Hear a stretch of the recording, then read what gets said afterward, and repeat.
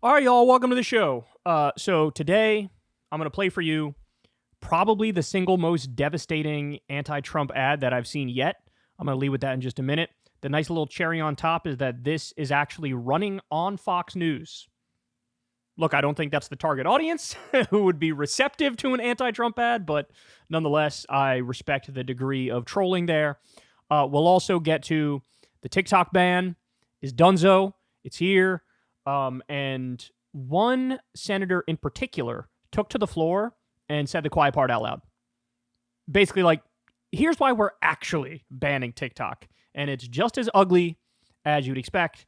Then we'll get to John Oliver absolutely ethering everybody who is whining about pro-Palestine protests. I love that clip. And then we'll also have Trump has been warned basically to make a deal in his criminal case. Like, you have experts being like, hey, dog, you're going down unless you try to cut a dealings in here and get out of Dodge. So we'll get to that. And then also, don't miss this segment. This is probably going to be my favorite segment of the day. We have Keith Olbermann goes to war against Stephen A. Smith. And you might be surprised to see what side I end up on in that one. It's an interesting one. Hang in there for you. You're not going to want to miss it. Hey, by the way, this week we have Dave Smith, libertarian Dave Smith, coming on Crystal Kyle and Friends. We're going to talk about his Israel debate where Cenk was on his side, and then they were against Dennis Prager and Batya Ungar-Sargon. That should be really interesting. Maybe we'll get to some other stuff too. He's a libertarian.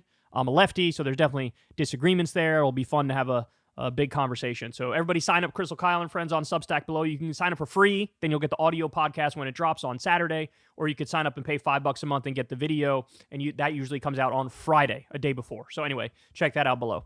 And subscribe to the channel. While I'm at it doing shameless plugs, hook a brother up with a subscription. Okay, let's go ahead and dive into it here. So this is a new anti-Trump ad that is running on Fox News. Now, the reason why it is running on Fox News is because it's this group called the Republican Accountability Project.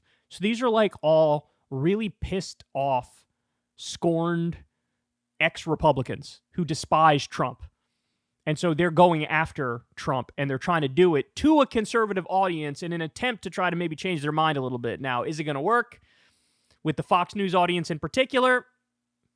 Doubt it. I mean, Fox News, that's like the core of Trump's cultish following. I mean, it's Fox News viewers, right?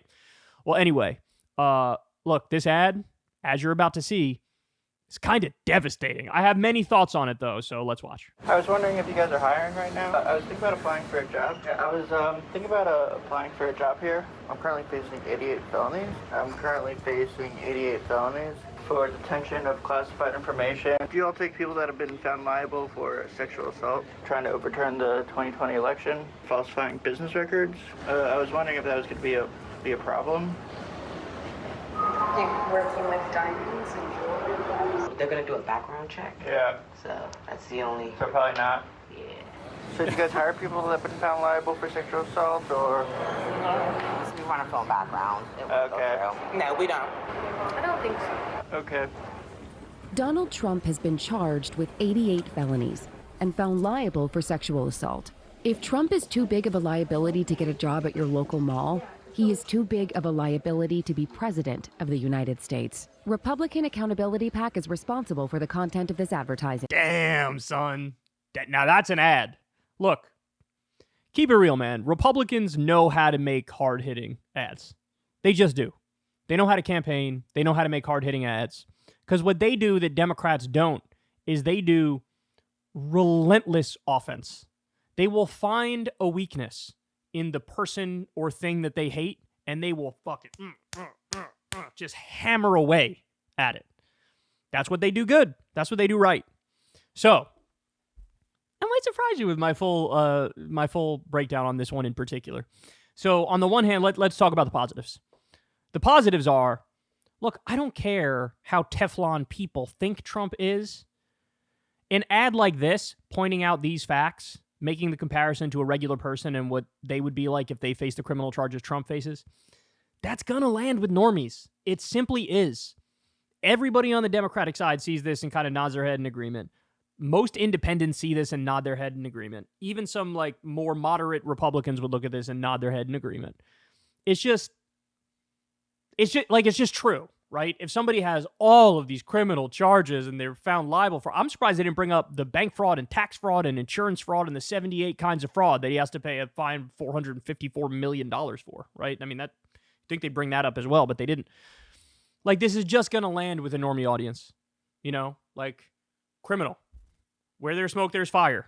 He's a bad guy. He did these bad things. If you can't get a normal job in a normal place, why the fuck would you want him to be president of the United States with the most important job ever? Right? That's powerful. That's a powerful message. It's a message that works. Again, I think the Fox News audience in particular is like the one audience that this wouldn't work with. But for everybody else, it kind of works. So I do think it's a good ad. That's on the positive side. We'll give them that. Look, on the negative side, and I don't know, man, maybe this is my I'm libbing out over here. My lefty side is just screaming at me on this front. Like, I don't like the highlighting of the idea that a regular person who has a criminal record serves their time and then gets out, that like society should still be assholes and punish those people, right?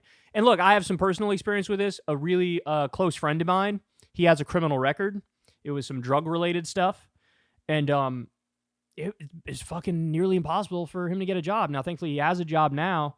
But, like, it was a real fucking pain in the ass, right? It really, really, really limited things that he could do with his life moving forward from now until the day he dies because he has a criminal record. And when you look at a guy like that, he definitely doesn't deserve it, right? I mean, this is a guy who wouldn't hurt a fucking fly. He went through some rough patches in his life, and he was involved in drugs and things of that nature, but overall, he's a good guy. He's a loyal guy. He's a hard worker. And now, because he's got a criminal record, it's just, this is what you run into, right? You run into like, no, fuck you. When the whole idea of, rehabilitation and criminal justice is you served your debt to society, you were locked up for X amount of time. The idea is the second you get out, now society gives you another chance. And they're not going to hold against you past sins. When you paid for those sins was when you were behind bars. And then when you're out, it should be, hey, back to normal life. But the fact of the matter is, yeah, people will hold it against you, right? People will hold it against you even if it wasn't a serious crime, even if you already served your time. And so that's the other thing. You could tell Republicans made this ad, right? Because I don't think Democrats would have highlighted it in this same way. Because it's almost like they're saying, yeah, of course you wouldn't give the asshole at the mall this job if he has a criminal record. Why would you give Trump the job of president? But like the lefty answer would be like, well, why shouldn't you give the guy the job at the mall, right? He served his time. He's out, clearly. So whatever crimes he committed. Now, I understand, by the way, there are some crimes where you look at and you go, we're kind of not forgiving ever, right? And I actually agree with that. But those crimes are few and far between. Those crimes are, murder, rape. But I guess you can say Trump maybe did, sexual assault or rape? Or I know it was defamation for E. Jean Carroll, but it was tied to some sexual assault thing, right? I don't know. Maybe you could point at that and say that's one of the things that's in the exceptions of like, sorry, we're just not going to fucking forgive you for that, right? But I don't know. Maybe my Libby side is that we're all such fucking assholes to people who serve their time, even if it's not a serious crime. And that, I think, needs to change. I think the stigma around that needs to go away, right? Again, not for the most extreme crimes, but if it's the most extreme crimes, they'd still be fucking locked up. They wouldn't be out having the opportunity to try to go get a job, right? So, I don't know, you guys tell me. But in terms of how hard-hitting the ad is, that's fucking undeniable. That's undeniable. And again, I think this works with a liberal audience. I think, and an independent audience. I think they were trying to tailor it to a conservative audience, the tough on crime type people. But the fact of the matter is, they don't actually hold that position as a principle. They don't. If they were actually tough on crime, Republicans would be leading the charge to get George W. Bush and Dick Cheney locked up for torture and illegal wars. They would be leading the charge to get fucking Wall Street bankers locked up for having fraud as a business model. White collar criminals. They would really want to take those people down. They don't. They don't. They would be leading the charge to try to get Trump locked up. They're not actually tough on crime. In fact, they like it when it comes to something like torture, which is a crime. They want to do more torture. They want the U.S. government to do more torture. They're in favor of Israel committing every single fucking war crime under the sun right now. So they're not actually tough on crime. When they say tough on crime, they mean like get these rowdy-ass black people and brown people under control. That's what they mean, right? Crack down on like Black Lives Matter protesters. We don't fucking like them. Tough on that crime. That's what they mean when they say. So it's not actually going to land with a conservative audience. I understand what they were aiming at here, but I think it kind of fell short on that front. But again, it's an ad that works, I think, with pretty much everybody else because it's hard hitting. And if I was Biden, I would sort of bring up in every sentence. It used to be 91 criminal charges. Some of them went away. That's why it's 88 now. But 88 criminal charges. Yeah, 88 criminal charges. 88 criminal charges guy? Yeah, 88 criminal charges? Yeah. I would just say it every sentence. So that everybody, it becomes the duh position when talking about Trump. The second you say Trump, in the person's mind pops up, 88 criminal charges. That's how you define your opponent. And I think that works in the realm of politics. Hey, y'all, do me a favor and like and subscribe. It helps out big time in the algorithm. Click the bell as well for notifications when videos drop. And watch that video on screen right now. You know you want to.